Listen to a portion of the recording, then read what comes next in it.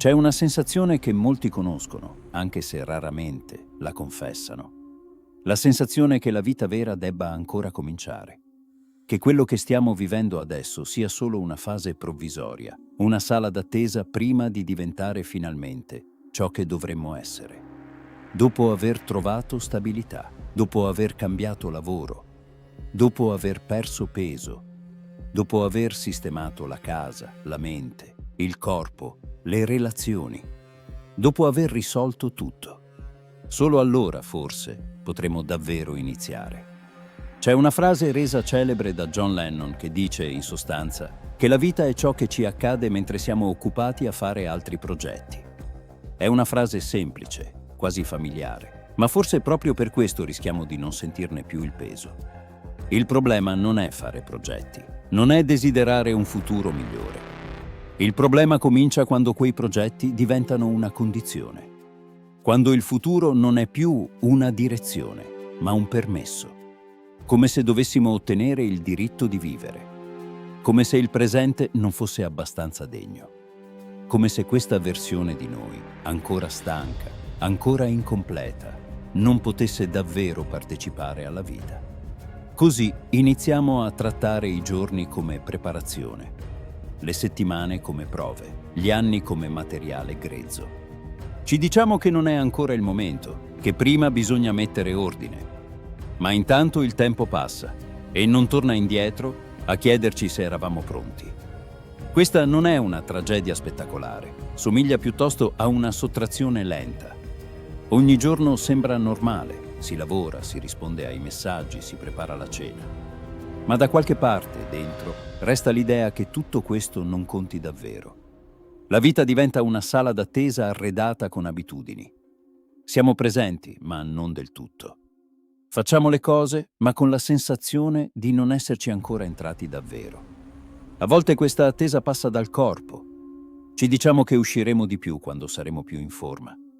Che potremo mostrarci, amare, essere guardati, solo quando il nostro corpo sarà finalmente accettabile. Altre volte passa dal lavoro. Sopportiamo una vita che non ci somiglia perché la consideriamo temporanea. Questo impiego è solo per ora, questa fatica è solo una fase, ma il provvisorio a volte sa diventare permanente.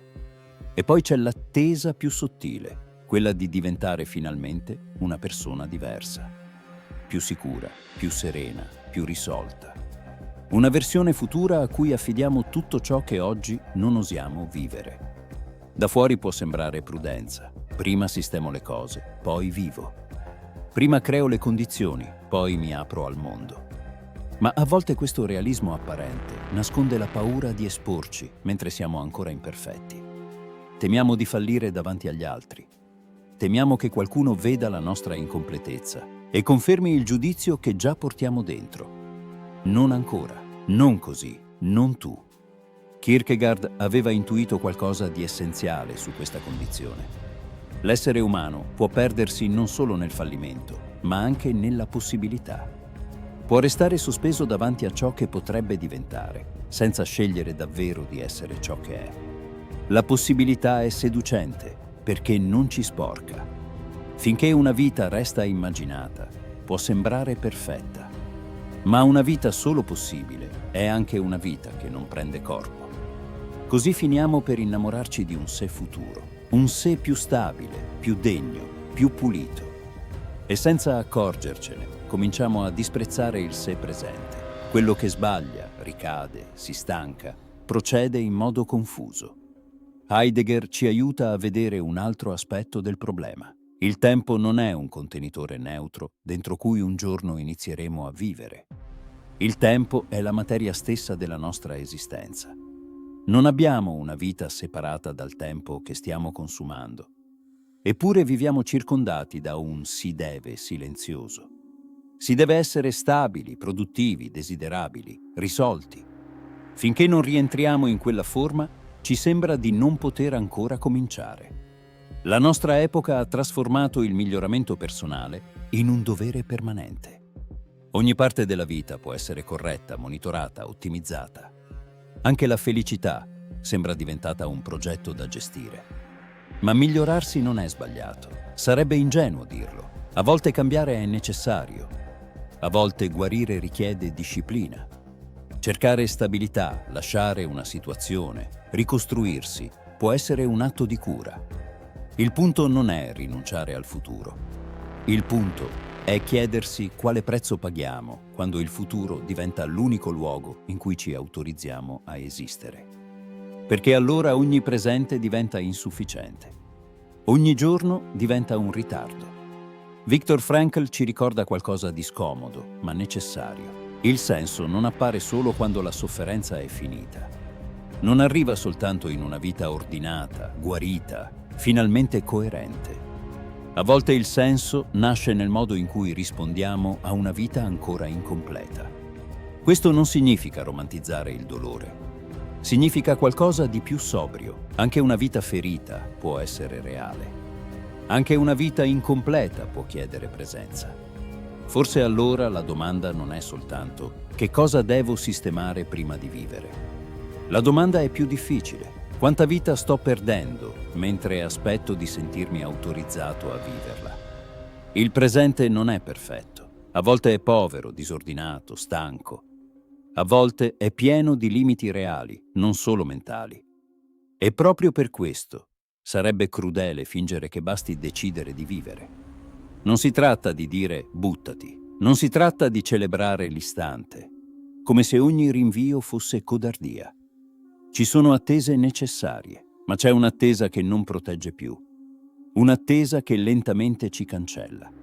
Forse il primo gesto non è cambiare tutto, forse è riconoscere la forma di questa attesa.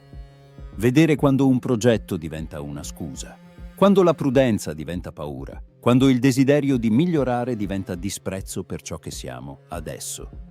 Vivere non significa per forza fare qualcosa di straordinario. A volte significa smettere di sottrarre valore a ciò che è già qui. Una conversazione, una passeggiata, un gesto di cura, una giornata che non risolve nulla, ma non viene più trattata come scarto. La vita non aspetta che noi ci sentiamo all'altezza. Non controlla se siamo guariti abbastanza, forti abbastanza, stabili abbastanza. Accade comunque, e forse la sua durezza è anche questa. Non sospende il tempo per aspettare la nostra versione migliore. Forse ognuno di noi ha un non ancora nascosto da qualche parte. Non ancora finché non sarò più sicuro. Non ancora finché non avrò risolto questa cosa. Non ancora finché non sarò diventato qualcuno che, finalmente, merita di esserci. Ed è qui che il presente si trasforma in una bozza.